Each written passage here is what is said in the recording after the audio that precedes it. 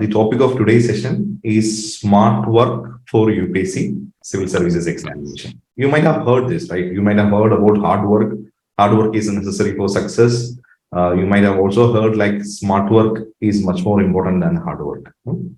Anybody in this group, can you tell what is smart work? They're analyzing type of questions that may come in exam and how to use common sense to eliminate the absurd options so that we can arrive at the right option like this. Perfect. Taking calculative risk. Okay. Excellent. That is also, there are different aspects of smart work. What you said is exactly right. Both the points, applying the elimination techniques, taking calculative risk. Is there any other, input from your end? Like what exactly, or is there any other thing you believe that this is smart work? So by giving 20% hard work and gaining 80% effectivity from that.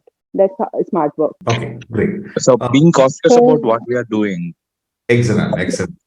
Being bothered about the cost and return, right? Working on the correct return on investment. That is smart work. That is also great. Also not mugging up all the syllabus. Rather, we should stick to the most important ones. Excellent. Great. I'm really happy. I'm getting that energy from you. First of all, I would like to congratulate you for taking time to attend this session.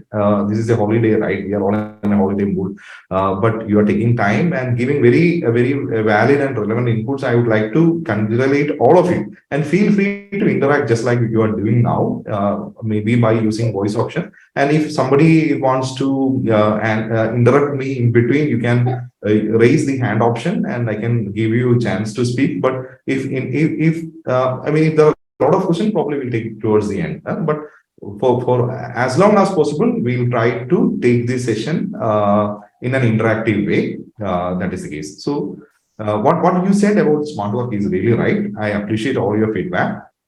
But now I would like to present you with a problem. Probably many of you can connect with that. What are the problems faced by civil services aspirants? You are all aspirants. You will be writing exam either this year or next year. So what is the major problem civil service aspirants face? Sir, we need to maintain the consistency. So there is a problem in following the consistent study plans.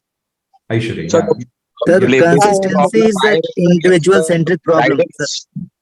Individual, Bhanu, what was that? Sir, that participant who said inconsistency, I am telling that inconsistency is an individual-centric problem. But the major problem that we encounter is how much current affairs we should study, from which sources we should study, like this. Sir, the basic problem of this exam, I reckon, is the guidance that we should undergo. Exactly. Dada Sahib Patil, right? What you said is right. The relevancy of material also. Which one is relevant and which one is not. As nowadays, YouTube and all is, full of content. You have to selective on the content. Correct. So I got a lot of valid points. All the points you said is correct. Inconsistency. It can be an individual problem, but I strongly believe that the problem is there with almost all the aspirants. But how to study, the vast syllabus with respect to current affairs, that is a problem. Lack of right guidance is a problem. The relevancy of the many study materials, what you study may not appear in the exam. So many of these study materials are becoming outdated. So all these are problems which you said. But I will start from the very basic problem. The very basic problem is this: UPSC CSE, almost 10 lakh candidates apply for the preliminary exam for a vacancy of less than 1,000. So how to get into that 1,000 from the 10 lakh, from the 1 million, how to get into the 10,000 into that 1,000? That is the major problem. This is the problem. This is a problem because the number of seats are very limited. So that is the main thing. So there are only 0.001% chance of success if you look at the number of applicants and number of seats. So that is the biggest problem. And there are 99.999% chance of failure. This statistic I'm telling not to scare you. You already know this, right? You might have, heard this 1,000 times when you start UPSC preparation, but we all started for this. First of all, I would like to congratulate for taking that step in a highly risky exam. I mean, the chance of success is very low, but we are all determined to crack this. But we should understand the problem, then only we will be able to find the solution to this.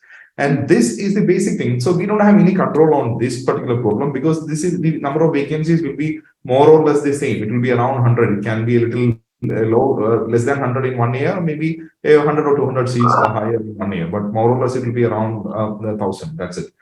But this is the major problem, which I believe the average number of attempts taken by successful candidates to crack UPSC is 4. I mean, this is with respect to successful candidates. I mean, I have already said that the success chance is only 0.001. 99.99% candidates usually fail to get selected. But out of the candidates who get selected, the number of attempts taken by successful candidates is 4.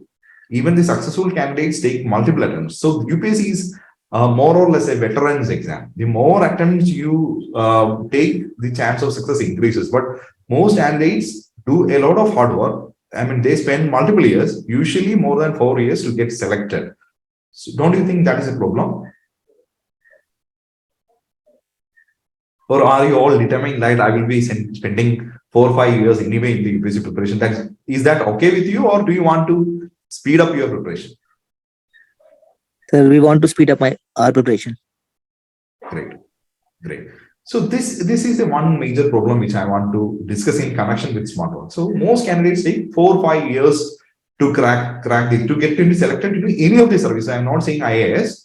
There are many services like IRS, IPS, ITS. To get selected into any of the services, they take 4 years, and to get into IAS, probably they take further attempts.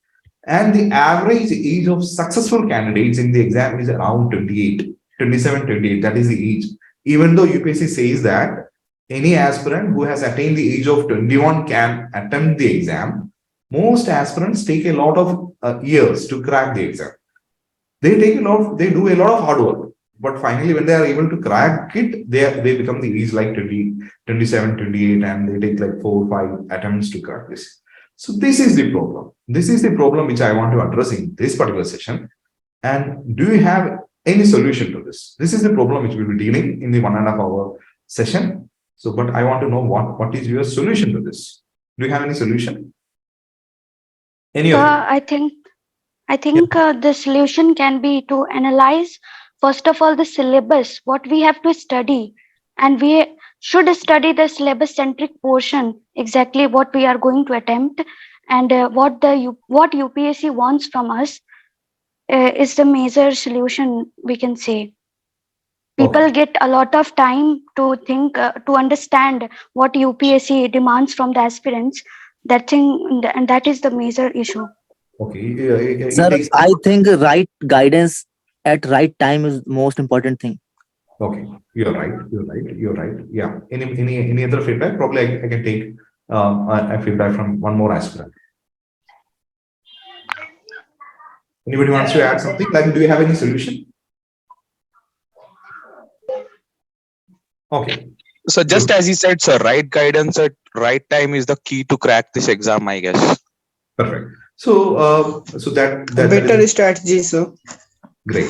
There is an alignment. I mean, we all are agreeing to one thing, that this is a problem. To speed up your preparation, to speed up, to reduce the number of years you spend with the exam preparation and to get into service fast. More or less, you are all agreeing that what you need is the right guidance and right strategies. So that is what is required. So with that note, I will move up to the next slide. So the solution is smart work. What you need is smart work. If you are doing hard work, it will take a lot of years. I'm not saying that with hard work you cannot crack it. With hard work, Can I yeah, say something? sure, please. So don't you think is not smart work can only be helpful with some hard work? People can do smart work if, only they know how, they understand the concept. Only they can eliminate options and all.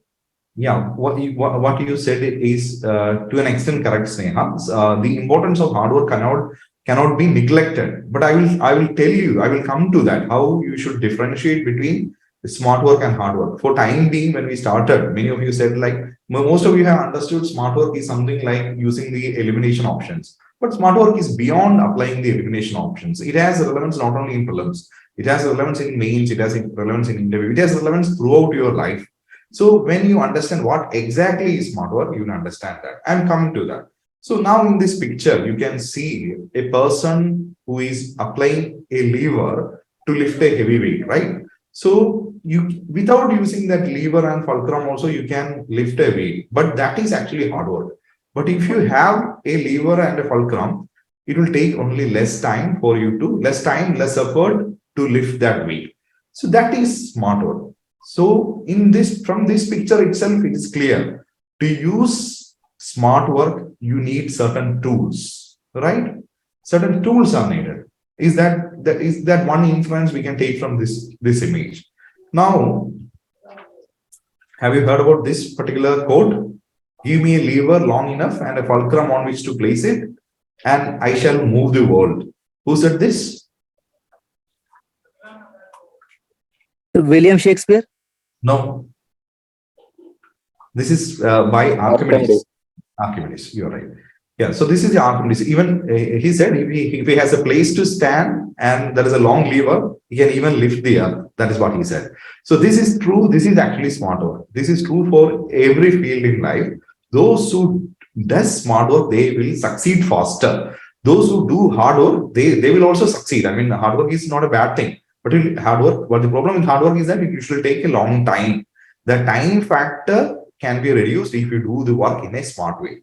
I will explain that. So the agenda of today's session is to explain what is smart work, to differentiate between smart work and hard work, and how to, and we'll apply the concept of smart work in the context of UPSC Civil Services Examination. And I will explain what are the tools which you can use to apply smart work with many examples. So you can connect with the other aspirants. So that is how this session is being planned. So first things first, I have already told that you can use both the voice chat option as well as text chat to communicate with me. You are already using that, and if you want, you can turn the video of yours on. That is not a problem. If it does not affect the bandwidth, you can perfectly use that.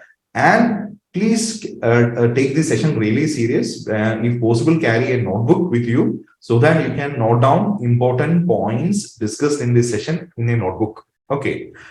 And one more thing which I would like to add, we have created a group for the aspirants who will be joining this particular webinar. So that link of that particular WhatsApp group will be shared in the text chat window.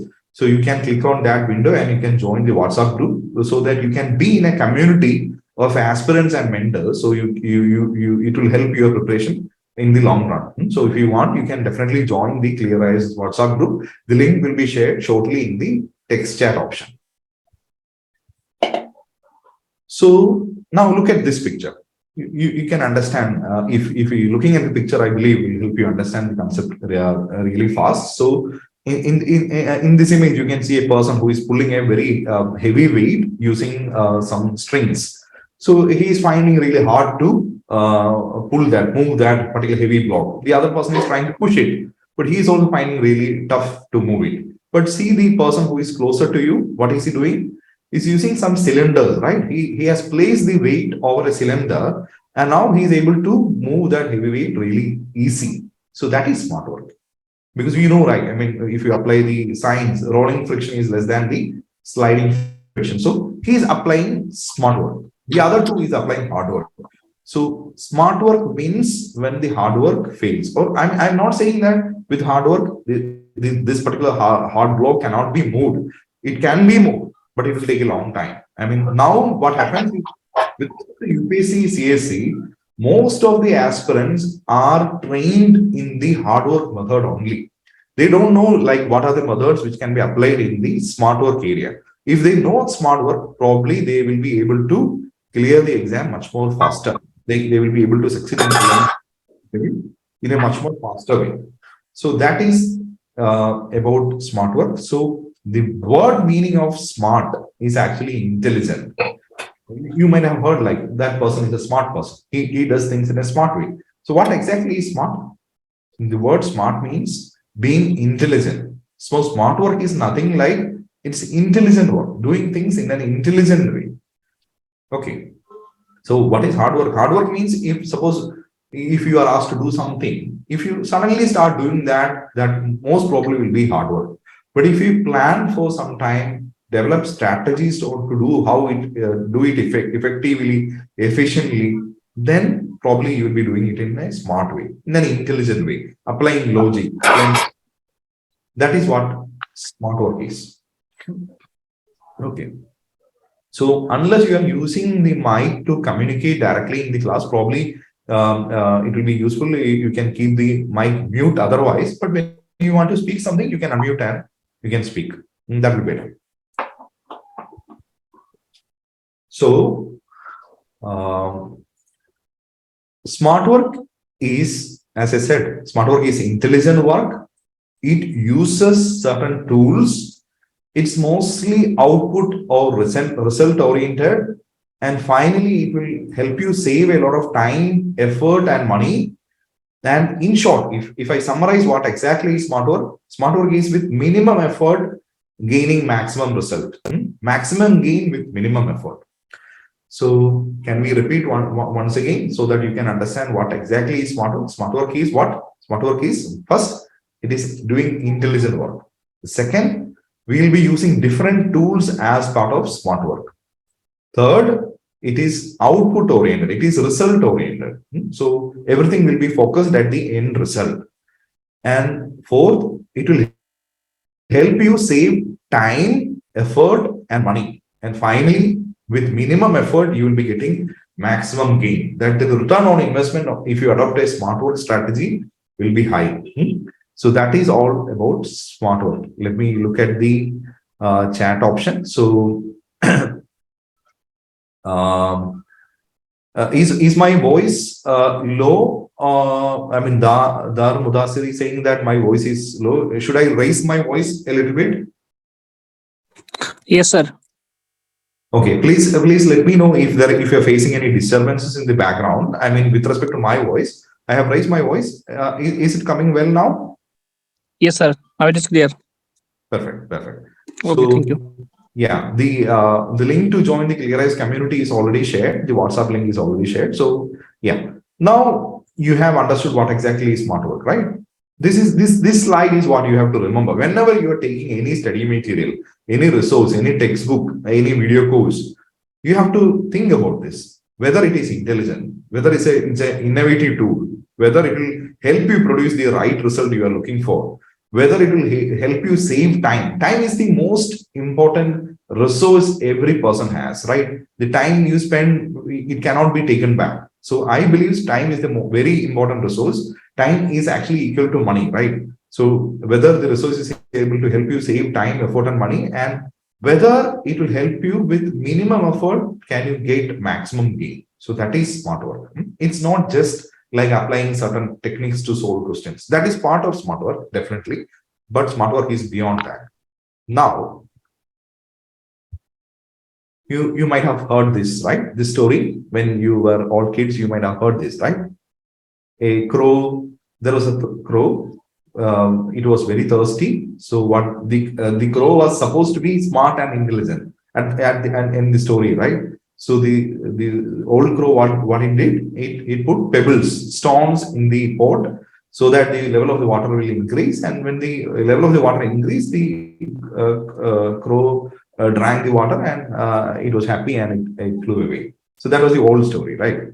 So in that story also, we thought like the crow is intelligent, but now the modern crow is much more intelligent. Why doing all the hard work, putting all the pebbles in the pot? Find a straw, you can actually suck the water much more faster, right? So this is the modern work. This is the smart work. Now you have to update yourself with the latest tools which will help you. If you do that, it will help you save a lot of extra effort. Are you happy with this story, modern story? Are you able to connect what I'm saying? I'm happy with this. Okay, perfect. Yes, sir. But how you have to apply these things while preparing for the exams? Exactly. I'm coming to that. You raised a very valid point, but I'm just setting the context so that you can understand what exactly I mean by smart work. But you raised a very valid question. We will be dealing that in the coming slides. How to apply that in respect to UPSC, because you might have heard like smart work. Everybody says that you have to do smart work. Yeah, probably many coaching institutes might have said that. Topos might have said that. But what exactly is smart work? How to do that with respect to UPSC? That part we are still unclear. I will try my best to help you with that. I believe I can add some value. So this is a Republic Day. So in this Republic Day, I shall try to give something new so that you will all gain something in this today. Probably you can start fresh from today. That is the aim, to give back something to the community. So I will explain. I'll try to explain that in the coming slides. So connecting with what you have already mentioned, you said like there are certain techniques which, if properly applied, that can help you eliminate a lot of wrong options in the preliminary question paper MCQs, and then you will be able to find the right answer. Probably some of you will be knowing a few of the techniques, but there are a lot of techniques there. I mean, it's not like one or two techniques. Probably you'll be knowing like if you eliminate the extreme options, you will be arriving at the right answer. That is a few such techniques. Probably most of you will be knowing. But beyond that, there are a lot of techniques. ClearIAS actually teaches you such 40 techniques. 40. Out of that, 10 techniques are already available in the public domain. If you search Google, if you search on YouTube, you can find 10 techniques to solve MCQs, which is uploaded already on the YouTube. That is just the beginning. It's a tip of the iceberg of the smart work. So that is first thing. Just want to make you understand. I'm slowly taking you to understand what exactly is smart work. So this is part of smart work. You know that. Learning from the expert videos. So now the question is like, why should you learn from expert videos? I will come to that. So what is mentioned in the chat? Okay. So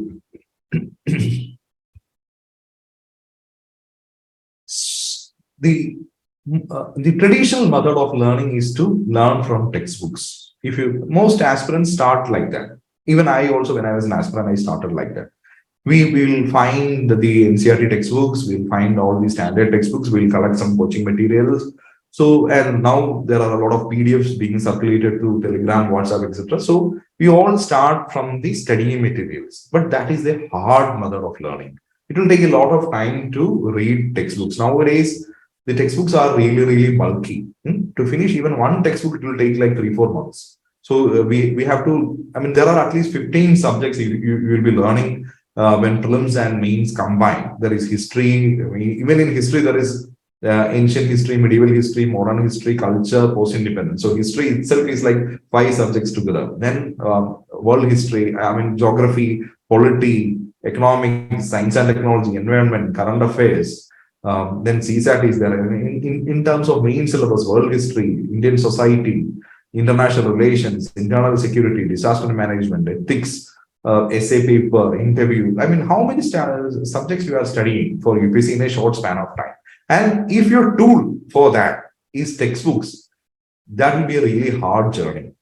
I mean, but most aspirants are used only to these hard methods. So that will take a lot of time to cover. But if you have video courses by experts in a properly structured way, and now in YouTube, you can get all the videos, right? For most of the subjects now, you can get videos in YouTube.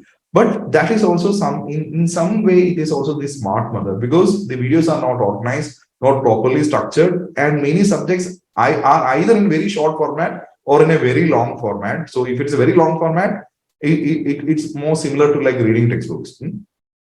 I will come to that.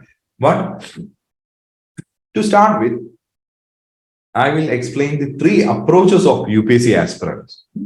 I believe the approaches of all UPSC aspirants can be summarized into three approaches. The first approach, probably every aspirant will start like this. They will start with self-study. They will think that, yeah, we are all graduates and the UPSC exam is a graduate level exam. So let's try our luck by doing self-study. Why spending a lot of amount on coaching?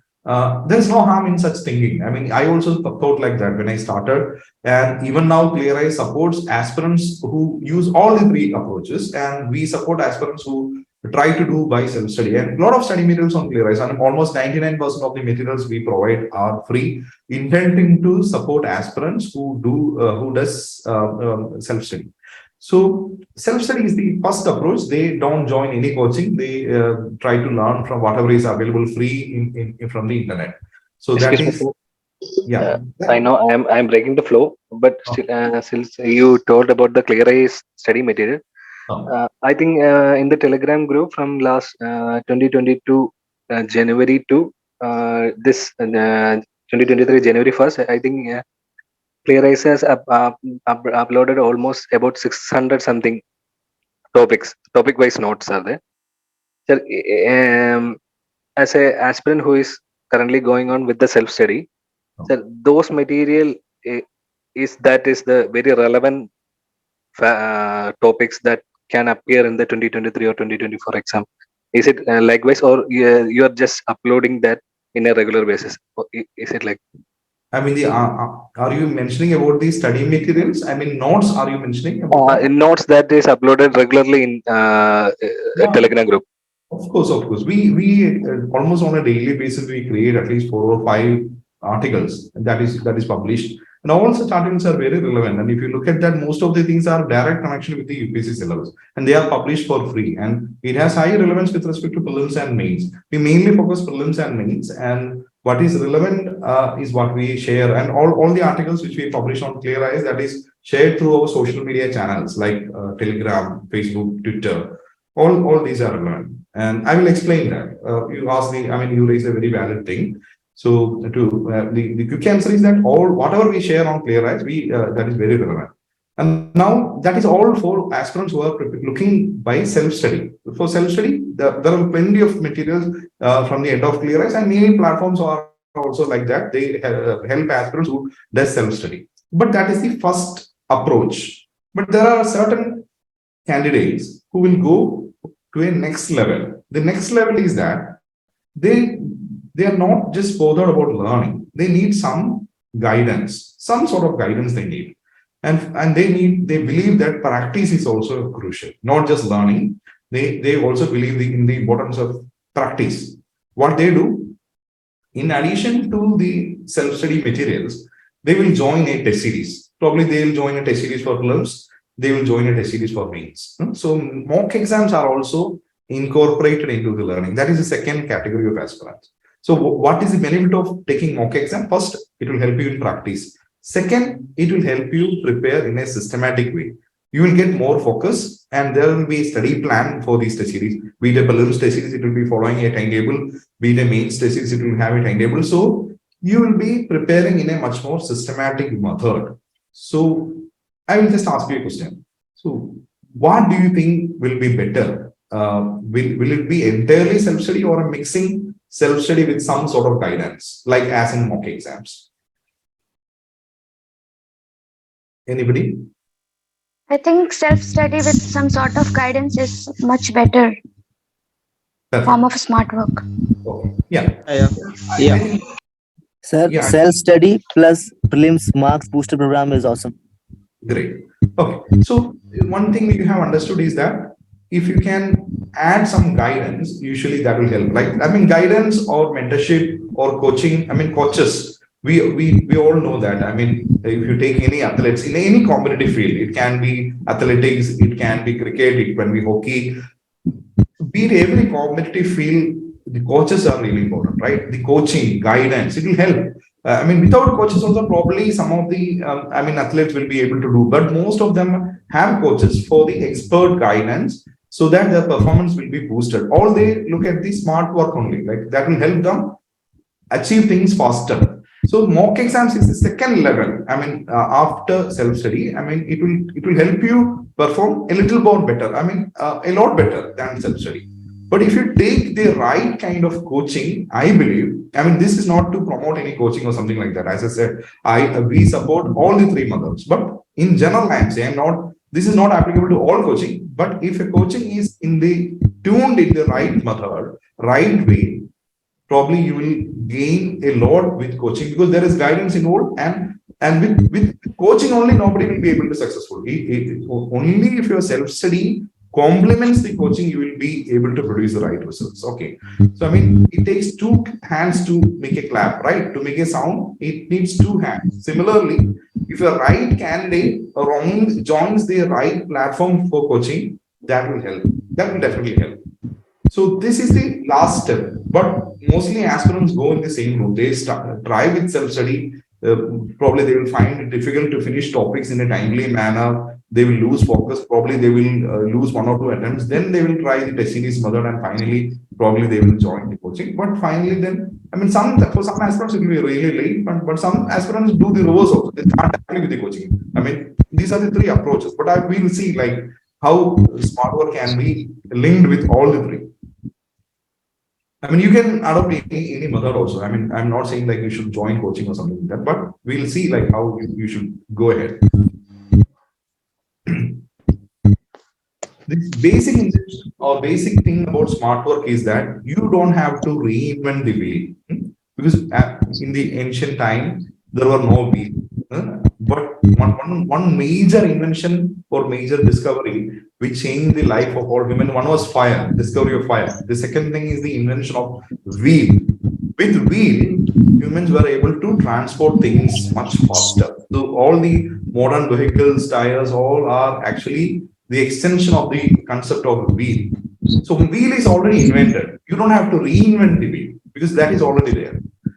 So what you have to do, you don't have to reinvent the wheel when you apply to UPSC. You don't have to do the things all alone. If somebody already knows things, learn from him. If there is a mentor who is ready to teach you, learn from him, learn from that expert, and learn from someone who has already gone through these stages, gone through prelims, mains, and interview, because he can tell you a lot of things from his experience. Because he might have failed, he might have succeeded in something. So from his failure, you can learn. From his success, you can learn. So you can cut short your journey. So you don't have to reinvent the wheel. He might have tried. If I tell about myself, I have in the first prelims actually I failed, but in all the next 5 prelims I have qualified. I have written 5 mains. I attended 3 interviews. I mean, as an aspirant, I have this is my experience, and as a mentor, I've mentored a lot of aspirants and helped many aspirants in their journey to get into services like IAS, IPS, etc. So I'm ready to help you. So if you can learn along with me, I have done a lot of trial and error in my preparation. So you don't have to do that. You can focus on what works really well. So that is smart work. Learning from the experts, learning from the mentors. That is smart work. Learning from a teacher. I mean, if a teacher is able to help you explain the economic concept, why do all the hard work to learn it by yourself, going through the bulky textbooks? If a teacher can explain it in 1 hour, why spending 10 days to learn the same concept by yourself? So that is the essence of smart work. And one thing I am repeating, I'm learning from video classes. If the video classes is the right kind of video classes with a short, clear conceptual, which will give you short and clear conceptual clarity, that is a great thing for you to start. This is how this is screenshot taken from the ClearIAS video class courses platform. So in all the folders, you can get all the videos in a recorded format. One thing which differentiates ClearIAS from other platforms is that we give more stress to recorded classes.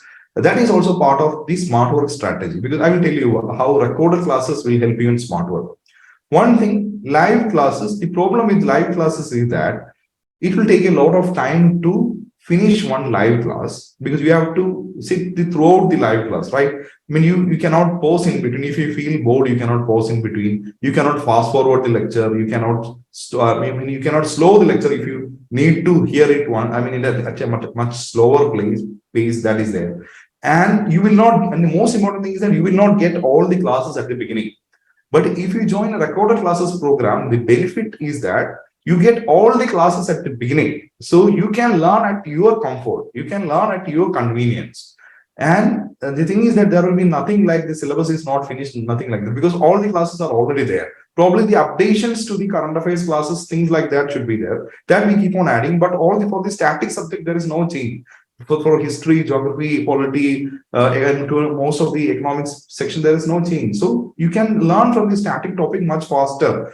And if you have 8 hours a day, and every class of ClearIAS is of 2 hours, so you can even learn 4 classes in a single day. So in 8 hours, you can finish 4 classes. And we have almost 700 hours of video classes, and for entire prelims and mains combined. And this is actually smart work. Smart work is like you can finish the entire syllabus of prelims and mains in 3 months time, just 3 months time, if you adopt the recorded classes method. With no other method, you can finish the syllabus such faster. If you open a textbook, it will mostly take almost 3 months time to finish even one textbook. But with that time you take to read one textbook, page 1 to page end, you can finish the entire syllabus of prelims and mains through video classes. This is one instance of smart work. There are many other things, I will come to that, but this is one important thing. The second aspect of smart work, when it can be applied to UPSC CSE, is through learning through mock exams. Again, I will take the analogy between learning from traditional textbooks and learning through mock exams. When we start opening a textbook, for example, let's talk about learning from Lakshmikant. When we start learning Lakshmikant, in the first paragraph, we'll find it really easy. I mean, probably we can read it in a really smooth way, but gradually our reading speed decreases. The more we read, our reading speed decreases. So our attention also gets diverted. I mean, the attention gets diverted more often if you read from online sources, because there will be hyperlinks, there will be advertisements nearby, there will be a lot of distractions. Sometimes the WhatsApp, there will be a WhatsApp message, Telegram message, and we'll go click on one link, we'll go take Instagram and things like that, we'll go that way. So there's a high chance of getting distracted. But if you think of learning from mock exams, instead of learning from textbook, try to learn from mock exams. The advantage is that your attention span will be much more higher if you're solving an MCQ. You will remain really focused when you are solving an MCQ. So you are less likely to get deviated. So, and also you can learn concepts faster. In actual UPSC, you will be solving 100 questions in 2 hours. So if you can do that, the same thing when you are doing at home, you'll be learning a lot of things by solving mock exams much faster than reading textbooks. Okay. So you have almost 120 days from now for prelims. If every day, if you can practice one full set of mock exam, in the next 120 days, you'll be practicing. You'll be practicing something like 12,000 MCQs in the coming 3-4 months, which will be a game changer altogether. That is actually smart work. I will explain in detail when we take up the question answer session, but that is also smart work. Now, coming to the books and newspapers, I'm not saying that you should close all books and go behind online courses and video classes. Mock exams. Books are still relevant. Books are relevant, but you should know how to read books. That is crucial. If you are trying to read books from page end to end, or line by line, or a word by word, you are never going to crack UPSC.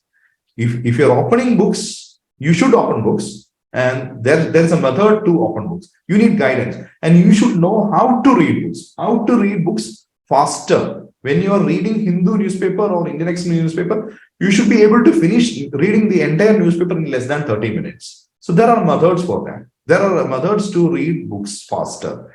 If you learn how to do that, probably you can do smart work with even the books. But a safe thing is like you can learn much faster from video classes and mock exams. Are you able to understand? Are you getting my point? Yes, sir. Totally getting it. Yeah, perfect. So yeah, let me go through the text chat option also. So whether the class is in English medium or Hindi medium, our classes are mostly in English medium. It's mostly in English only, not Hindi, because we have users from across India. So to cater the requirements of aspirants across India, our classes is entirely in English. And where will mock test take? How many mock tests will give for prelims to clear? So mock exams are available on the ClearIAS mock exam platform. In ClearIAS test series, prelims test series, there are 45 exams, including CSAT, paper 1 and paper 2. Combined, there will be 45 exams. And I recommend taking at least 40 exams for you to clear prelims this year. The more exams you practice, better it will be. You can even take the mock exams of multiple platforms. If you can practice 100 full tests, it will be really great. It will be really great. You will be you need some advantage when compared to others, right? I will tell you that. I mean, for example, if every aspirant is, suppose everybody is learning only from textbook. So if one aspirant is learning 10 textbook, to get a competitive advantage of that particular aspirant, you need to read 11 textbook, right? Or you have to read those 10 books. If that particular aspirant read those 10 textbooks only 2 times, you have to read it 3 times. Then only you will get that competitive advantage, right? But one thing which most aspirants miss is that they try to focus on the textbooks, they never practice. Even if aspirants are practicing, they will be practicing only like 10 full tests or maximum 20 full tests. But if you are practicing 40 full tests, or if you are practicing like 100 full tests, you have that competitive advantage. That is how you beat the competition. That will take you a long way, and trust me, that will really work. Second, it will take very less time compared to reading textbook. Taking mock exams take very less time, and this was one particular strategy which I rigorously adopted when I was an aspirant. I told, right, I cracked prelims 5 times in a row in general merit, I'm saying. So how I did that? One thing which I adopted is like learning through mock exams. I had the textbooks, but I did only selective reading from the textbook, but I mostly depended on solving MCQs. I did solve a lot of MCQs at that time. So that really helped. So if that can help me, definitely that will help you as well. Any questions? Yeah, previous year question papers is also really important. When you're solving, you just not only solve prelims test series, you have to solve UPSC previous year question papers as well. That you have to analyze the questions from which area questions are coming. And in ClearIAS platform, we have a separate set for previous year question papers that is in addition to the ClearIAS test series. And all these such exams are based on the previous year UPSC question paper official key. I mean, when you solve UPSC question papers, previous year question papers, one thing you have to keep in mind is that whether are you learning based on the official UPSC. I mean, the different coaching institutes also release the key for the exam, but there are many mistakes in such keys. If you learn from such mistakes, that may not be a good thing. So when you're learning, match the official question paper with the official UPSC key, and such thing is already available on the ClearIAS platform. So as I said, you don't have to reinvent the wheel. That is already there. So which platform to solve mock test? We in ClearIAS we have a mock exam platform. I will show you. I will show you a demo of that as well. How to access that. Yeah, I hope I answered most of the questions until now. Let's move to the next slide. Who raised the hand? Dar, Mudasir, and Dada Sahib Patil. Dar, you can ask first. Sir, fine. Thank me only, right, sir? You have some questions? Yes, sir. Sir, how to figure that a particular coaching institution is right coaching institution which can give the right guidance? Should we go on their results oriented, numbers oriented, or this toppers oriented? How to figure it that they are in the right path, or they give the guidance to the aspirants right guidance? Okay, that's a really good question, but I will say that's a tough question also. I mean, there are problems with the results as well. I mean, I will tell very frankly about the results. As you might be probably knowing, the results can also be manipulated. How that manipulation happens? I won't say it's a manipulation, but the results can be misleading. The advertisements can be misleading. Why? sometimes the candidate, I mean, you can see that the toppers are being advertised by many platforms, because nowadays the aspirants don't just stick to one platform. They take coaching from multiple platforms. They probably for prelim specific coaching, they join one platform. For test series, they join another platform. For mains classes, for each subject, they join another platform. For interview guidance, they join another platform. So all they claim that they are the results. So we don't know like which exact program they join. That is one thing. So depending on the kind of program you join, and if you are sure that the toppers are from that particular program itself, probably that will give some clarity. Then, but there are certain again there are difficulties. Probably if there's a entirely new institute, they may not have any results to claim, but their guidance will be better. But the kind of, I mean, as I said, it takes two hands to make a clap, right? And the quality of the aspirants also matters a lot in results. Probably the coaching from the end of the institute, the coaching will be really good. But the kind of aspirants who are joining that particular coaching institute may not be up to the mark. They may not be able to produce great results. But still, you will be losing out if you are not able to identify such thing. But in general, I am saying to identify a good resource, probably you can talk to the alumni from that particular institute, those previous year students, what is their opinion. I mean, even that can also not be 100% be reliable, but it all depends. Like one student may like one institute, the other student may not like. But also you can look at the free resources provided by the institute, whether that is of quality, how long that institute is in existence, are they able to continuously produce results. Also, talk to the person behind that institute, talk to their guidance mentor. Are you able to find that guidance relevant? Can you connect with that? Do you find that guidance relevant and applicable to you? Probably you can trust that institute. That is one way of doing that. We'll discuss that also in detail. But if I explain that, it will take a lot of time. But the question you ask is relevant, and it's very difficult for aspirants to identify the right institute. What you said is really right. It's really tough for, particularly for beginners. It will be really tough. Then they get misled by advertisements. Any question? Yeah, please.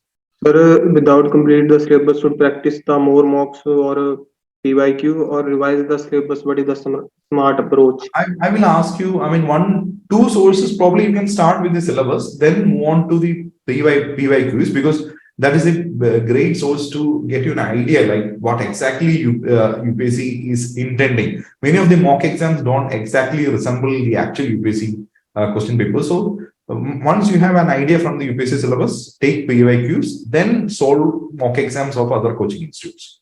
That will be a good way to move forward. And when learning, if by self-study, if you're not able to do that, try to learn from some expert video classes. It can be, if you find some good channel in YouTube, probably you can depend that. But if that is not organized, well organized, probably you join some courses where you get organized classes. That will also help. That also we'll see. Now I will tell you the story of Kiran. Kiran is actually, I mean, you all know like ClearIAS is a online platform. It's actually the 10th year of ClearIAS. We started in 2012. Now it's 2022, right?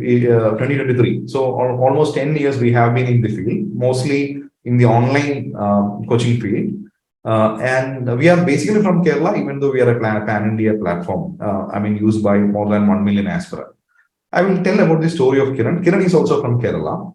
So he was the last year interview topper. He secured All India rank 100. The peculiarity of Kiran is that Kiran was a working professional, full-time working professional.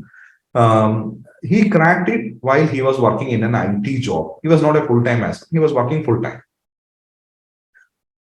Connecting the smart work with Kiran, I will tell you, he was a software engineer.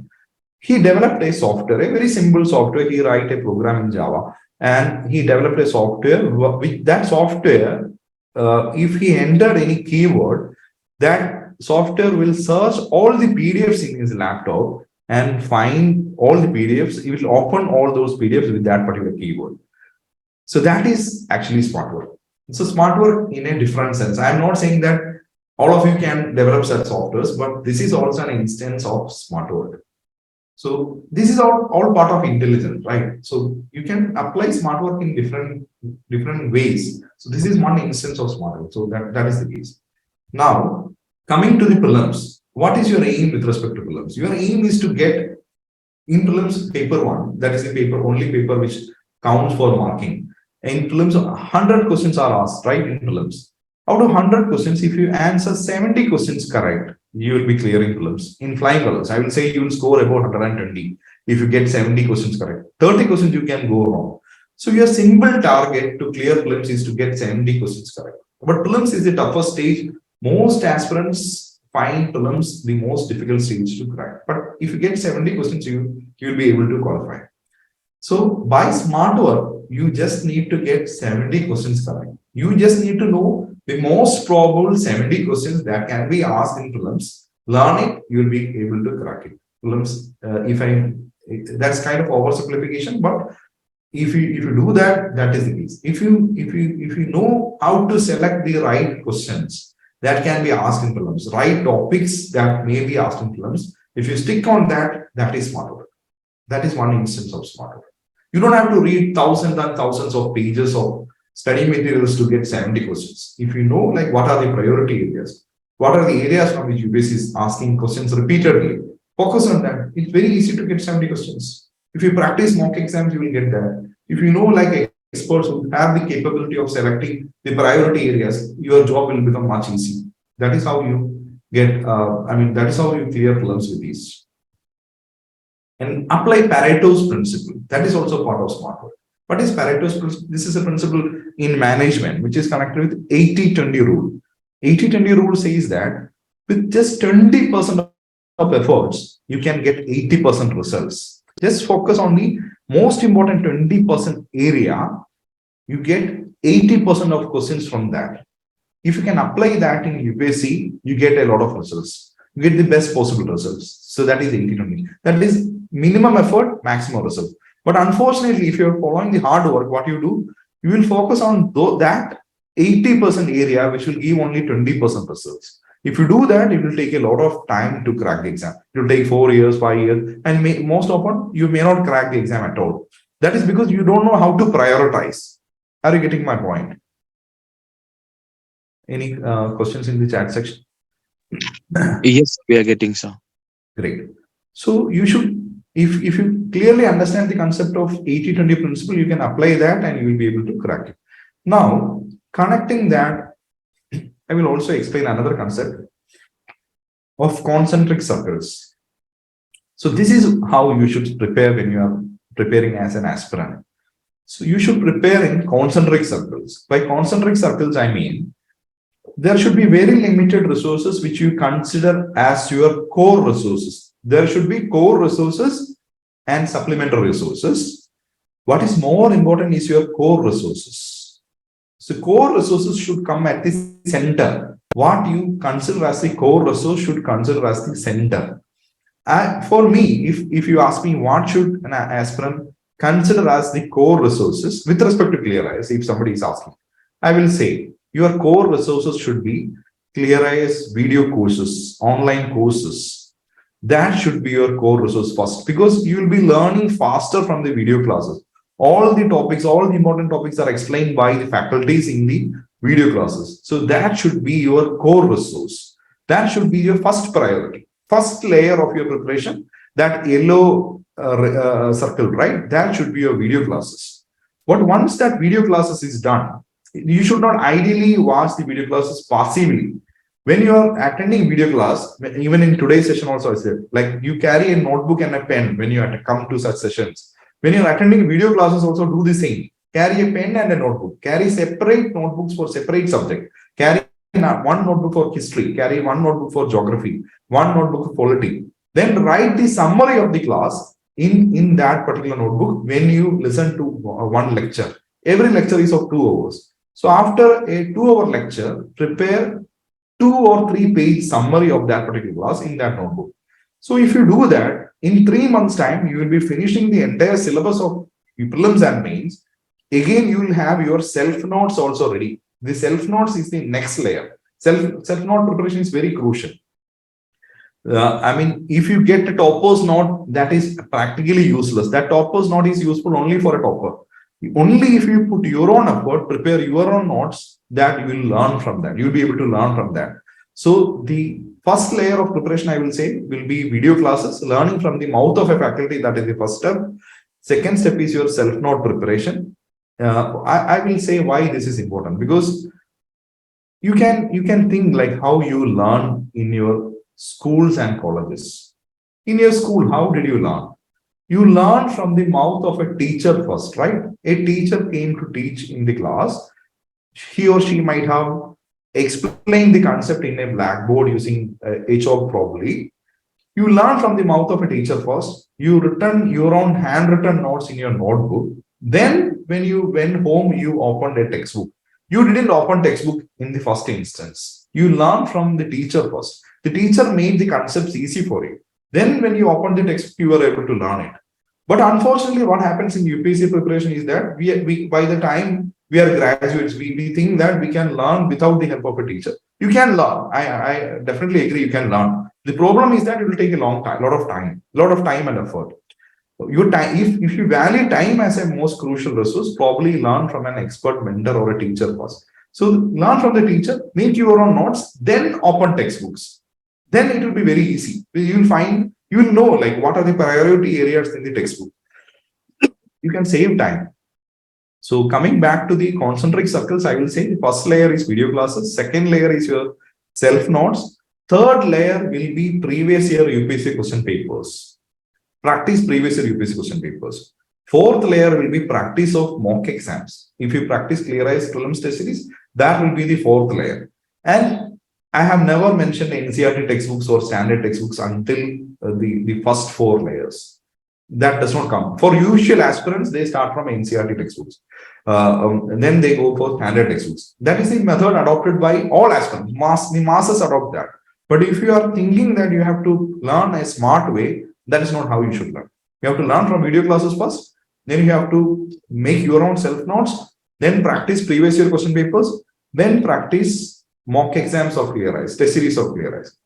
If you are getting time only until this, but I say that you have covered the vast majority of UPSC syllabus. I mean, if you have gone through the video classes, that itself might have finished the entire syllabus. Then you are not, that the learning part is complete. Now, when you are practicing previous year question papers and mock exams of ClearIAS, the practice is also done. 80% results is done. I mean, with 20% effort, 80% is done. But if you have still time, you can go through the other resources. Then as the fifth layer, you can start with NCERT textbooks. As the sixth layer, you can start standard textbooks. And then you can go with the online study materials published on ClearIAS. And as I think some of you might have asked, you asked before, whatever we share through Telegram, whatever you share through Facebook, the online notes published on ClearIAS, that comes as the seventh layer. And whatever PDF materials we supply, that will come as the eighth layer. That are all supplementary resources. But your core resources is what I mentioned. If you can distinguish between core resources and supplementary resources, your learning will be on a priority basis. You can spend little time for better results. That is the case. That is the concept of concentric circles. Any questions? Until now, any questions? So sorry to break your flow, that you're telling that you have various methods to read books and newspapers. So just can you elaborate on that, sir, so we can get what they are? Sure. I will try to do that. Please remind me towards the end of the class if I have not explained that, how to read. Yes, sir. Actually, you started it to half. So sure. But one thing which I will tell now itself, like if you search on YouTube plus ClearIAS, how to read Hindu newspaper in under 30 minutes, there is a video. The same concept applies, right?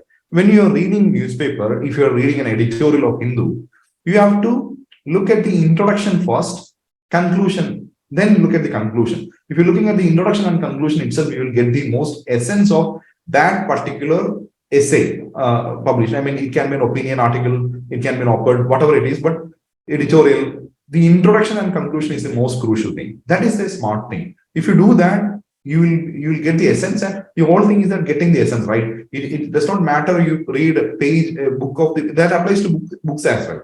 You have to get the summary of that particular chapter from the beginning. If when you are getting a chapter, don't start from the first line and finish at the end line. Try to get the big picture first.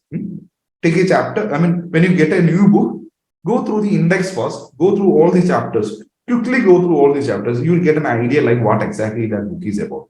Then spend much more time. The second layer, that is the first step. In the second layer, go through individual chapters, go through all the headings. Then the third layer, go through the introduction and conclusion part, get some idea. Then do the reading. I mean, then you already have a mental picture, you get the big picture. Getting the big picture is the most crucial thing, which most aspirants miss. If you get the big picture, you can connect. The same thing applies for the UPSC for with respect to the preparation as well. Why most aspirants take a lot of time for preparation is because they start with current affairs. They don't start with the basic static topics. I strongly advise you to start from the static topics first, because static topics is the key. History, geography, polity, economics, that is the key. Then only you can connect it with the current affairs. All current affairs have connection with static topics only, or the background is there in the static topic. I mean, for example, current affairs topic, how can you divide current affairs topic? Current affairs can be science and technology related current affairs. It can be economy related current affairs. It can be polity related current affairs. It can be geography related current affairs. So all is related with the static topics only. So if you start from current affairs and then try to link with static topic, you'll find it really hard. That is a hard method of learning. The smart method of learning is to start from the basic concepts, build your concepts first, then link it with the current affairs. That is the faster method. Got it. The other side? Sir, yes, sir. Hope I answered. Okay, great. Yeah, sir, got it, sir. Thank you. Okay. Sir, So, one question. any question? Sir, student have not much more time due to AS factor or due to PRS, who should start from PYQ and mock exam, because student also has recorded lecture and notes, but he is not finished or continue. So he approached mock test or PYQ. What is the solution of that? Yeah, I said, suppose you are preparing for this year. You have almost only 4 months time, right? Definitely you should prepare smart. If you're starting from now, you should prepare smart. Otherwise, it will be really hard to finish the topics. So what are the strategies you can adopt? As a smart aspirant, what are the strategies? A few strategies. One thing, definitely you can practice previous year question papers, at least last 10-year previous year question papers. That will give a lot of return on investment. Test series will give a lot of return on investment. You don't have to worry about the marks you are getting. Don't worry about the marks you are getting. Take mock exam as in an exam atmosphere, practice it, then by heart those questions. By heart those questions. Be it PYQs or mock exam, by heart the question. Just like you learn the concepts from a textbook, learn the concepts from MCQs. Take an exam and then learn from the MCQs. That is a faster method of learning. Then if you have time, join an online course. For prelims, we have prelim specific courses. One such course is called Prelims Marks Booster. I will explain that. That's a short duration course. If you have very less time, join a short duration course. You will learn all the intelligent elimination techniques. You will learn 40 intelligent elimination techniques. You will learn the priority areas from that particular course. That is a short duration course. But if you have more time and if you need an elaborate course, if your basics are not clear, if you need a prelims come mains course, we have a prelims come mains course. So these are all things which will help you learn faster, which will give a lot of return on minimum investment. That is the case. Now, I will pause for a few minutes. I will stop the screen share of this particular PPT. We have a lot of slides to cover, but I will just show you how it means, because many of you have asked like about mock exams and things. I will just take a pause. I will show how what are the products and services ClearIAS offers, and then I will come back. Just a minute. Hello. Yes, sir. What are you seeing now? Yes, sir. Yes, sir. Can you explain what are you seeing now? Are you seeing the homepage of ClearIAS? Yes, sir. Image is clear. Are you seeing the PPT or the website? Let us see the website. Website, perfect. Okay, perfect. So the Website. even the tagline of the ClearIAS also says the same thing. Clear IAS by smart study. The whole of ClearIAS is about smart study. So probably most of you are familiar with the articles we publish. We publish a lot of articles on a daily basis. The notes there, a lot of free study materials are there. If you check under the resources tab, you can find a lot of study materials, guidance articles, downloads, books, ebooks. lot of things are there. These are the free resources of ClearIAS. Okay. But if you look at the courses, we have a lot of courses for prelims and mains. So these are the best-selling courses for this week. There is a prelims come mains course. There is a prelims test series which we call PTS. There is a prelims marks booster course which is entirely for prelims. Then there is a mentorship. This is the PMB program plus, which includes both mentorship and test series. If you need PMB program, if you need test series, and if you need personal mentorship, this is another course. Then there is mains test series, there is an interview program as well. So these are the courses of ClearIAS. So how to access it from the courses list here. All the details, we have programs for 2023, 24, 25, 26, all up and running with recorded classes and a combination of live classes. Current affairs will be conducted as live class. The guidance sessions will be conducted live, but the static topic will be provided as recorded classes. You get instant access right from the beginning. So these are the toppers who join various programs of ClearIAS in all the last 10 years. So these are the methods you get. This is how you join. You can join. It's very easy. You make online payment. You get instant access also, and you can log in through the login button here. Through all the platforms. Somebody asked like how to login and take mock exams. If you click on login button, it will take. If you want to practice mock exams, you can click on ClearIAS prelims mock exams. It will take through the prelims mock exam page. If you want to watch video classes, you can click on the login and you can go there. That is how you do that. Huh? So that is about the sessions. Now about again back to the PPT. Any other questions now? Sir, if somebody have studied standard books, then what should be the priority and what is the concentric circles then? Correct. I will good question, Dinesh. First thing, I will ask you one question first, so that it will be easy for you to understand that. What is the cutoff of prelims recently? Prelims cutoff. It's come down to 90, I guess. Yeah, it's on around 90 out of 200. Correct. Yes, sir. Yeah. Still it differs for the categories to categories, but for general category, it's around 90. Exactly. It differs from category to category. It vary from between 90 to 100. But to crack prelims, you just need less than 50% marks. Correct. And throughout, that is the case, more or less the case. Even for mains also, the cutoff is around 50% for, even the topper scores only 53% marks in the IAS exam. That is a percentage of the topper after mains and interview. But with mains, we can understand. Mains is a subjective exam and the evaluation standards are really tight. They don't, even if you write a perfect answer, they don't award full marks. Interview also, that is the case. But prelims is an objective exam. If you mark the right answer, you will definitely get full marks. There are 100 questions. If you mark all questions right, you get 200 out of 200. But why aspirants, despite putting years and years in UPSC preparation, there are aspirants who have put 5 years in the UPSC preparation, 6 years, 9 years. But why nobody is able to score 200 out of 200? Let's forget 200 out of 200. Why? They are finding it hard to score above 120. Why the cutoff is 90? That is my question. Any inputs? Sir, I think we as aspirants, we lack somewhere, we understand what we are needed, what is our necessity to crack a prelims, to score a good marks. Exactly. Something is missing from the end of aspirant. Something is missing, something is lacking. And again, the areas from which UPSC is asking and the areas from which aspirants are studying, both are different. That is the reason why the cutoff is low.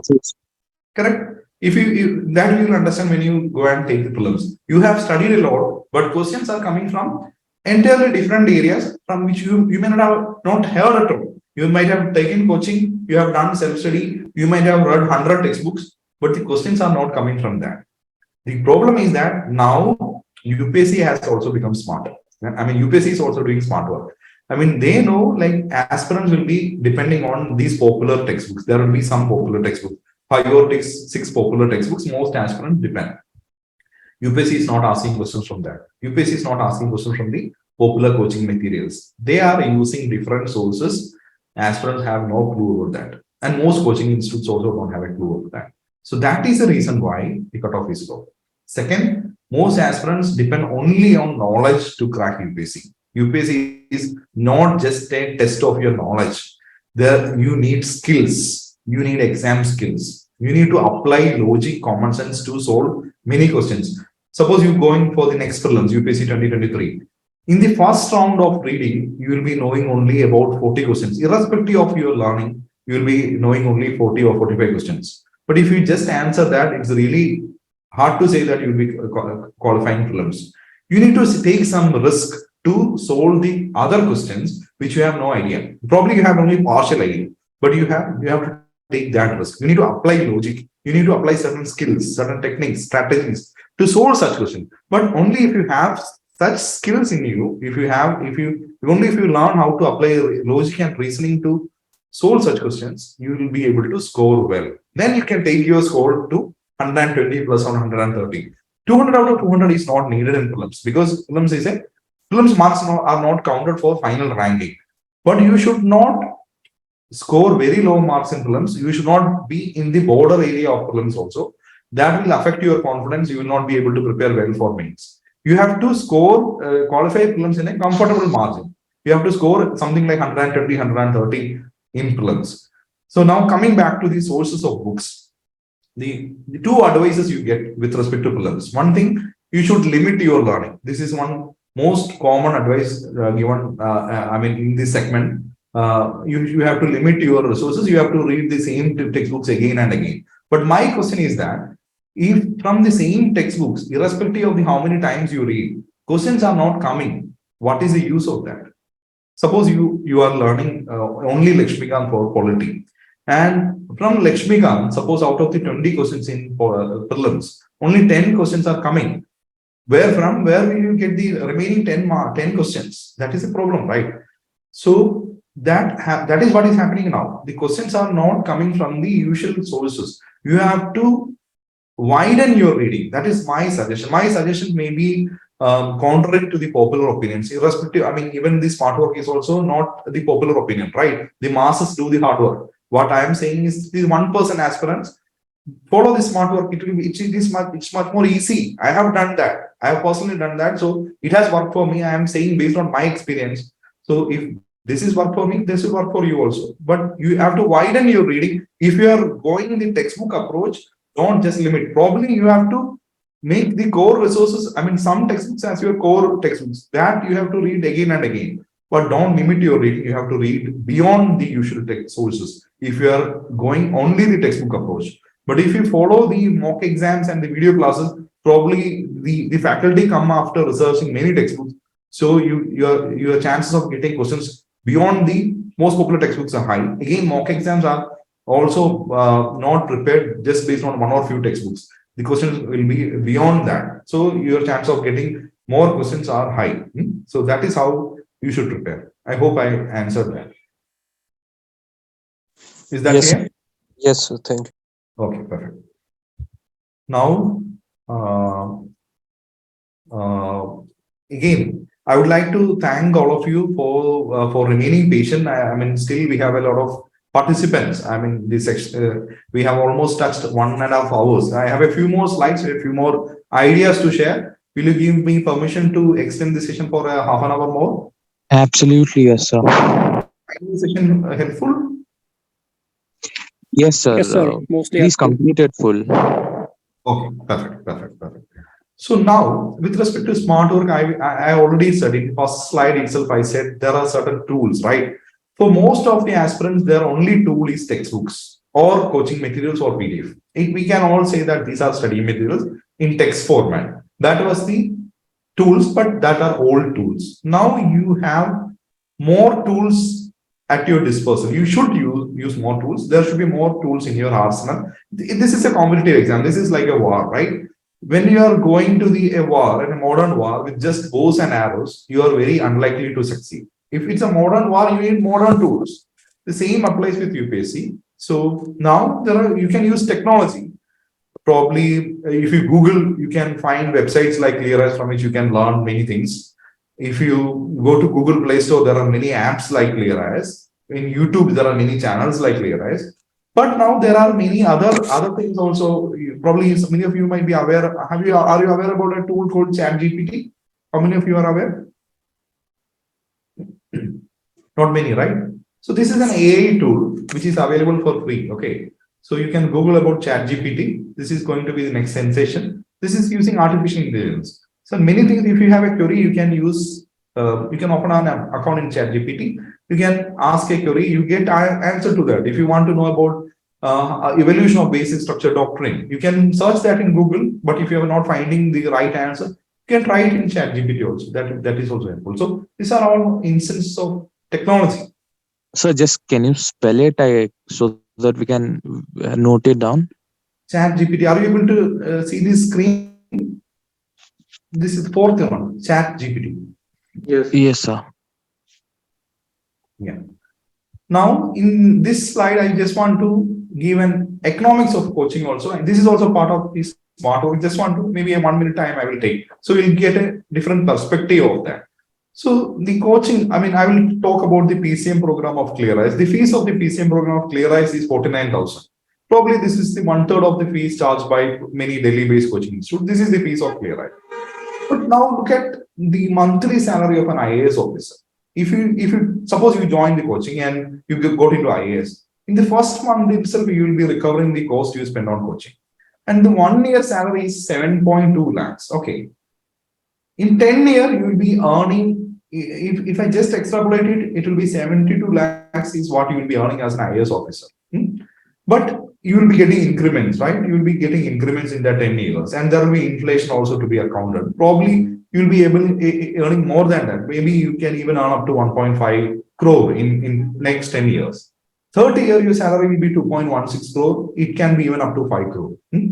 But what I'm saying is that your investment for education, many aspirants will be skeptical to invest on education, but they will be investing on, let's say, smartphones, laptops, gadgets, parties, car, bike, all those things. Think of something, this is for your career, right? The investment on education for your career can give a lot of return. The return can be up to 10,000%. I mean, if you can afford it, if you can think it as an investment, that is actually an investment. It's a good investment to make. That is the case which I am saying. It can be ClearIAS, it can be any other thing.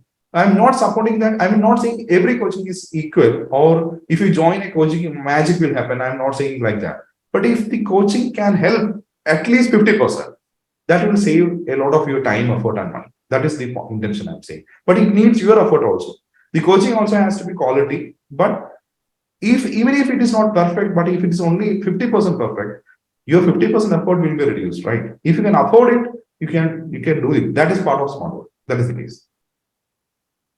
And tools of smart work. You can use recorded videos, you can use live videos, you can use mock exams, you can use textbooks, but you have to learn how to read it faster. Otherwise, textbooks is not the smart way, it is a hard way. Coaching notes, sometimes if you get good coaching notes, it will simplify things. That's good. PDFs, if they simplify things. For example, repeatedly UPSC asked about the reports, indexes, etc. If there is a compilation of such things, you can save time, right? You can just go through the compilation, you can read it. If there is a book which compiles the judgments asked by Supreme Court, you can go through that book, you can do that. That is why I came with such a book. I just want to save the time and effort of the aspirants. And newspapers also. Newspapers are crucial. And sometimes aspirants, they think that they go the smart work to the extreme. They forget about newspapers. They think that reading newspapers is a waste of time. They should look only at the monthly magazines released by coaching institute. I don't agree completely with that. Reading newspapers has multiple benefits. It will improve your language. It will improve your comprehension. It will help in CSAT. It will help you in essay writing. So spend at least 30 minutes reading newspapers. Make your own notes. But don't extend newspaper reading to one full day. Just 30-minute reading of newspapers is good. And then probably you can look at monthly magazines. There is no harm looking at monthly magazines, but it's not entirely a substitute for newspapers. You will learn a lot from newspapers. And from internet also you can learn. So these are all tools of smart work.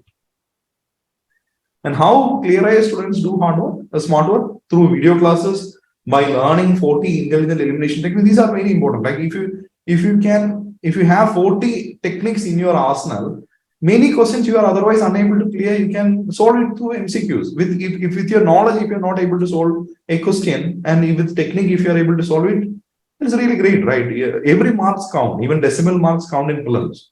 So that is part of the smart work. And mock exam, smart textbooks, and then all the things which I have, I think, already mentioned, like how to do the concentric circle method, 80-20 principle, I have already mentioned.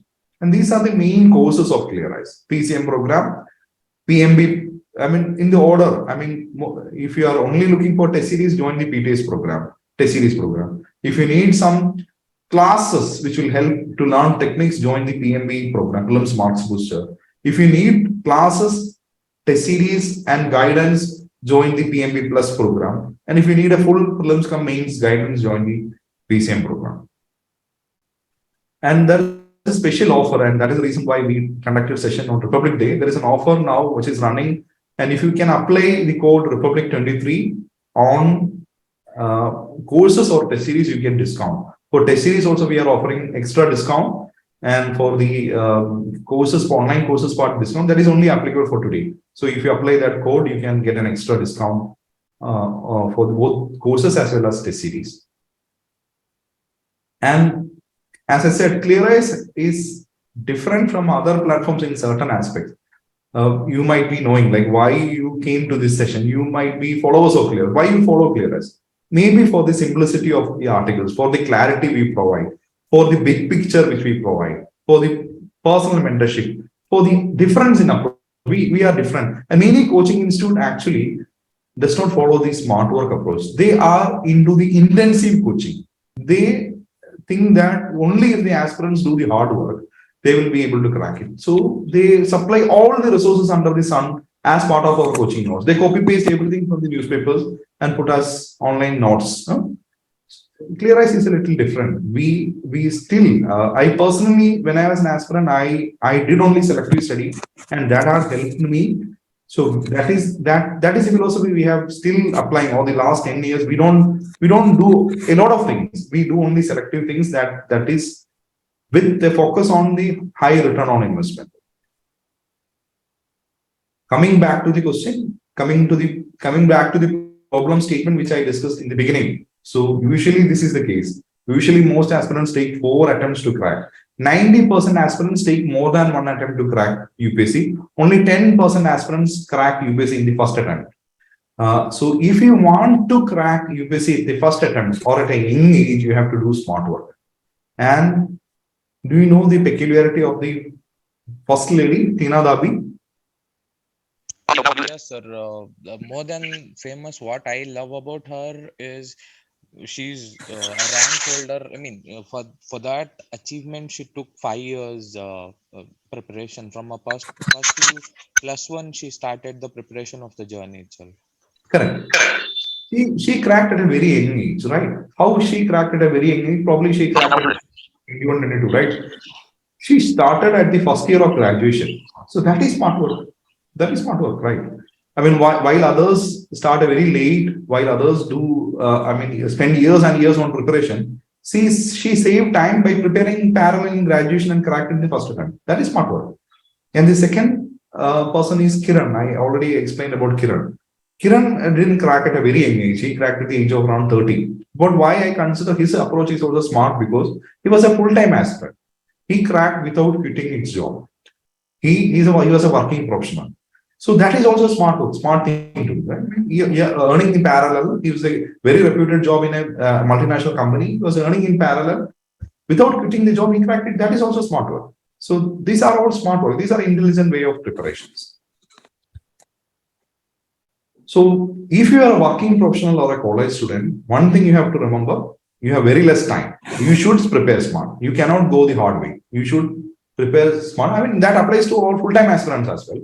Time is your most crucial resource. The earlier you get into the service, the better it will be. So prepare smart, but beware that not every coaching is in connection with smart work. And what are the benefits of smart work before ending the session? Why you should prepare smart? The best benefit is that with minimum effort, you get maximum gain. It will save time, effort, and money. You can get into a prestigious government job at an young age. You can save youth years. Final, and the other things really matter. It's less pressurizing you, right? There's a less pressure and stress. You get better quality of life. You get better balance in life. And this applies not just for UPSC preparation. If that's smart thinking is actually a philosophy of life. You can take that in your life afterwards also. I mean, beyond UPSC preparation, if you do that, you get better quality of life, because the final results are the same for aspirant who does hard work or smart work. I mean, if you're doing hard work also, probably you will be cracking UPSC in 5 years, 6 years time. If you're doing smart work, probably you will be cracking in 1 or 2 years. The final result is the same, but the time taken is the different, right? The effort is the different. So you have better balance of life, quality of life, if you adopt the smart work. So this is the course which I have already mentioned. I'm not taking time on that. And many toppers of ClearIAS followed that. We have a lot of working professionals. ClearIAS being an online platform, we are adopted by many working professionals. And this is one testimonial of a Shubhamangala IAS. She was a doctor, was working. And this is another example of smart work I am saying. So, yeah, we have almost come to the final slide. Now it's time to take questions. In between also I have taken questions. One more thing I want to repeat, that the link to join the community is already mentioned. You can join that community. So to get future updates from the end of ClearIAS, or if you do similar sessions in future, you can again join that. Now, any extra questions? I will take that. Sir, can we get here one-on-one mentor or one-on-one opportunity to discuss with you? Dada Sami, your voice is low now. Sir, am I audible now? Yeah, to some extent, but it's a low voice. Yes, sir. 1 second. Just a second. Yes, sir. Am I audible now? Yeah, perfect. Sir, can we get an opportunity for one-on-one discussion with you? Yeah, you can. If you want to connect, talk to me personally, you can. What you can do, or on the ClearIAS website, on the top part, there's a number given. You can call on the number. One of the mentors of ClearIAS will attend the phone call, and they will book a session with me. If you want to talk one-to-one, you can arrange that. Not a problem. Okay, sir. Thank you. Any extra questions? Anybody from the group? And it was a great session for me. I mean, it was a great audience. You are all interactive, engaging throughout. Feel free to ask some questions. I mean, we have time. It's time for questions. Anything you want assistance, any problem, feel free to discuss about the problems you are facing as an aspirant, and how can ClearIAS help you more? What do you intend from the end of ClearIAS? If we can think of coming up with new programs, new courses, new sessions like this. If any future sessions are conducted, which area do you want to conduct? Feel free to mention that. Yeah. Sir, this branches are in which state, sir? Like, I am the residential guy of Karnataka. Karnataka. We don't run offline coaching, Dada Sahib. We run only online coaching. So we have an office in Trivandrum in Kerala, but we don't have any branches outside Kerala. We are a completely online platform based in Kerala, but we have students throughout India, across India, from Kashmir to Kanyakumari, from Northeast to Andaman. We have students. So if you and most of the students join ClearIAS to learn online. But if you want to personally meet us, you can definitely come. You are most welcome to come and visit our office in Trivandrum in Kerala. Yes, sir. Did I answer that? Yes, sir. You did. Thank you.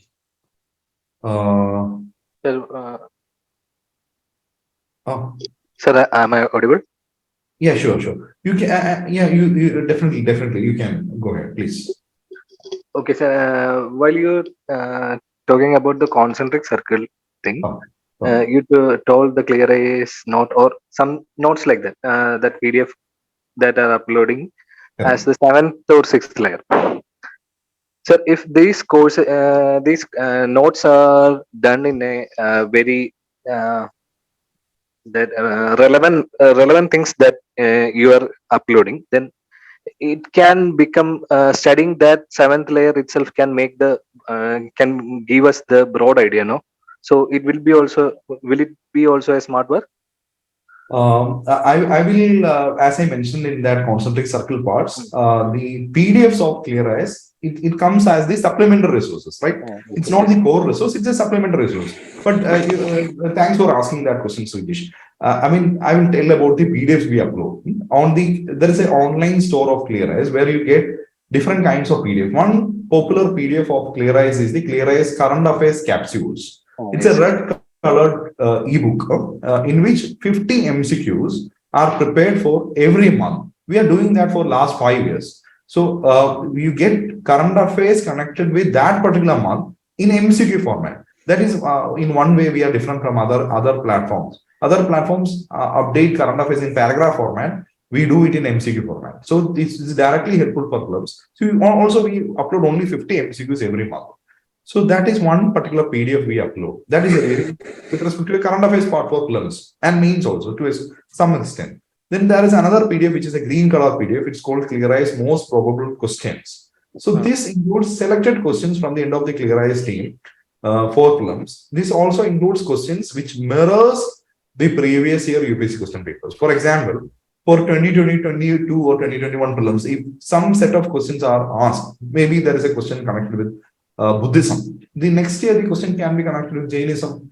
So we prepare in such a fashion, such questions based on a mother question as previous year question paper, and then they will prepare questions simulating what are the probable questions that can come this year. That is one thing which we do. Such kind of PDFs are also there. And then there will be budget-based MCQs, economic survey-based MCQs, something like that. Then there are other kind of PDFs also, which we usually give only to the students who join our PCM program, like selected PDFs, which will make the journey easy. But coming back to the question, whether these are useful, definitely these are useful. But I will still say these are supplementary to your core resources. These are not core resources. These are supplementary. Unfortunately, most students, whether they are using ClearIAS PDFs or materials of other platforms, they try to make these PDFs are their core resource. The core resource should be something some experts teach or some expert textbooks that can be core resources, depending on how you study. If you are depending on self-study for your learning, your core resource should be textbooks. If you are depending on mock exams for your preparation, the core resource should be mock exams. If you are depending online courses for your preparation, your core resource should be online classes. That is how you should make the differentiate between core and supplemental. I hope I made it clear. Okay, thank you, sir. Anything else? You can also share your experience with respect to UPSC. If you have attempted UPSC multiple times, if you are able to qualify, not able to qualify, the problems you face, your experience can also be shared. So I can also gain from that. Other aspirants can also gain. How to prepare mains exams along with prelims. So that is also a good question from Vijay. So I will say that now, if you're attempting 2023 exam, it's not the time to prepare for mains now. You have only 4 months time. Devote, let's say 80% of the time only for prelims topics. Even if you're devoting only 100% of time also for prelims, that is also not a bad thing. That's actually a good thing, because only if you clear prelims, you can attempt mains. But if you are attempting 2024 exam, you can prepare mains in parallel. Ideally, mains should be prepared in parallel. Probably you can finish mains topics first, and then the overlapping topics of prelims and mains can be taken next. The mains, like optional subject, ethics, internal security, etc., can be covered in the beginning, and then you can move to the prelims topics. But if you are attempting 2023, concentrate completely on the prelims topics now. Hello, sir. Sure. Am I audible? Hello. Yes, you are audible. So may I ask something? Yeah, please. Sir, is it are they both same prelim test series and green color textbook? Those are most probable questions. Those old. Are they both same? I mean. No, they are not same. They are additional to ClearIAS test series. I said, like, if you can practice 10,000 MCQs before prelims, that will be great.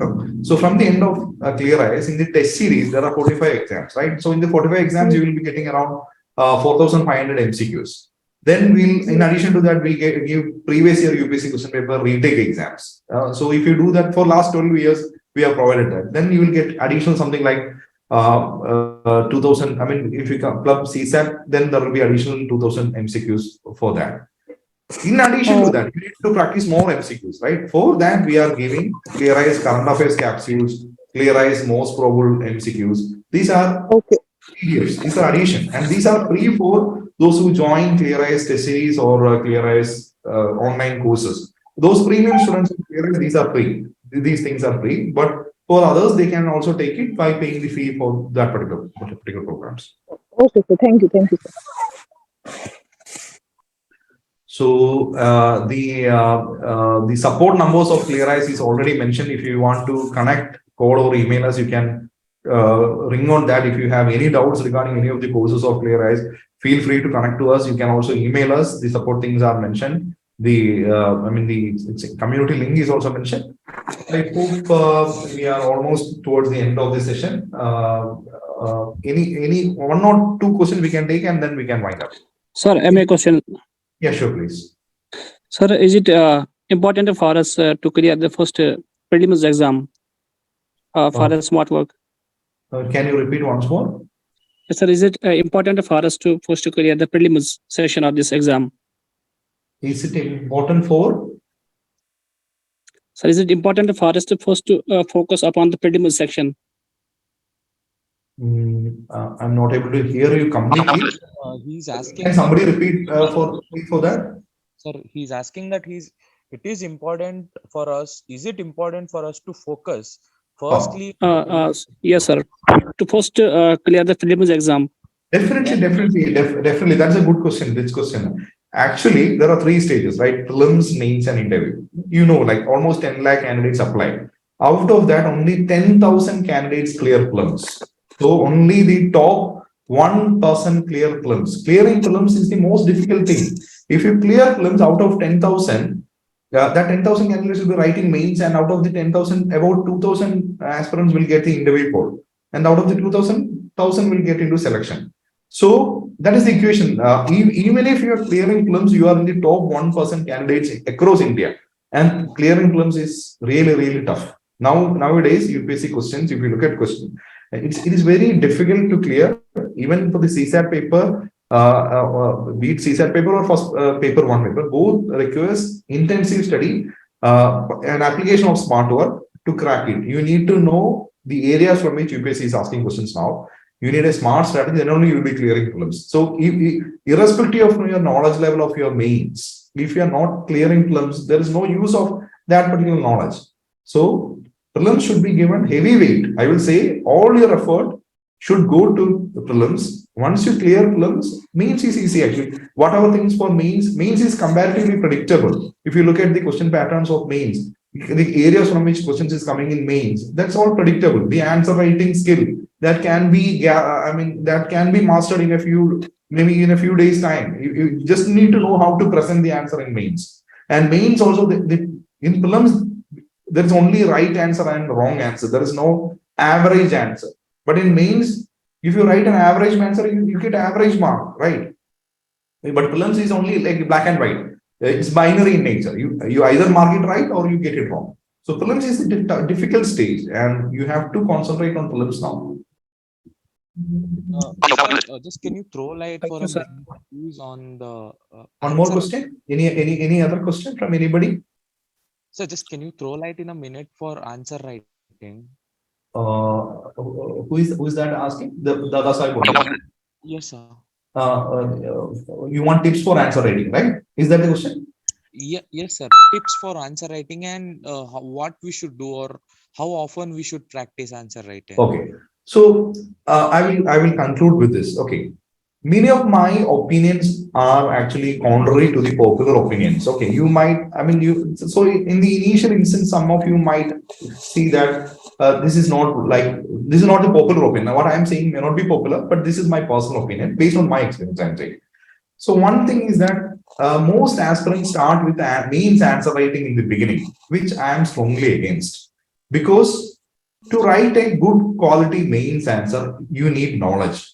Only if you have knowledge, you can write a good quality mains answer. Otherwise, also you can write an answer, but that will be an average quality, which is of no use because that will be a waste of time, right? So the first is to build knowledge. Then only you can analyze things and connect it with the other aspects. And you have to connect multiple subjects to write a good quality mains answer. So the first step is to build the knowledge. Then you can practice answer writing. That is what I think. So that is the reason why I said from the beginning itself, you can practice prelims MCQs, and you should practice prelims MCQs right from the beginning. But mains answer writing, only after you gain some minimum basic knowledge, you should start practicing mains answers. And we'll conduct separate mains sessions for how to write a quality mains answer. We'll definitely do that in future. But since you asked that question, I will say, with respect to mains answer, you are actually trying to prove your opinion. There should be a thesis in your answer, and you will be proving that thesis with your arguments, with your facts, data. Quoting Supreme Court judgments, quoting ARC report, quoting Sarkari Commission reports, etc. So that is how you are writing. So there should be a thesis, and that thesis should be supported with valid arguments, the body part. But to do that, you need knowledge. That is the case. And some of the, common mistakes committed by aspirants is that they spend too much time on mains answer writing practice in the beginning, and finally they won't even clear prelims. That is one common mistake. Second, they spend too much time on trivial current affairs. If you look at most of the YouTube channels, they are behind current affairs and mostly behind trivial things which are not at all asked in UPSC. So that is again a waste of time. Most of the time, it is a waste of time. Then spending too much time on the optional subject without devoting sufficient time on prelims is again a waste of time. Spending time on mains topic without focusing on prelims is a waste of time. There are plenty of common such mistakes which aspirants happen. And again, there are other things which when I asked about the problems, one feedback which I got was about the consistency, right? So that is also a problem of aspirants. Like they are not consistent. There are a lot of distractions now with respect to aspirants. Like we tend to lose focus. Now there's a quote: focus is more important than intelligence. If you can focus, that is all matters. If you focus on the right resources at the right time, you are most likely to succeed. You don't need to put like 16 hours a day for UPSC preparation. If you have only like 6 hours a day or 8 hours a day, that is enough to crack. But that should be highly focused. That should be like deep work. You have to do smart work for 6 hours or 8 hours a day with right resources, right mentorship, right guidance. You will definitely crack. I hope with that note we can end. I hope this session was of some value to you. Feel free to mention your feedback in the chat section, or you can email us. If you need similar sessions, please let us know. If you have any topic of interest, feel to let us know. We'll do such sessions. We are also planning sessions on budget, economic survey, etc. in the coming weeks. Come back and join us. Thank you all for attending. Meet you soon for another session. Thanks a lot for attending. Bye-bye. Thank you, sir. Bye-bye.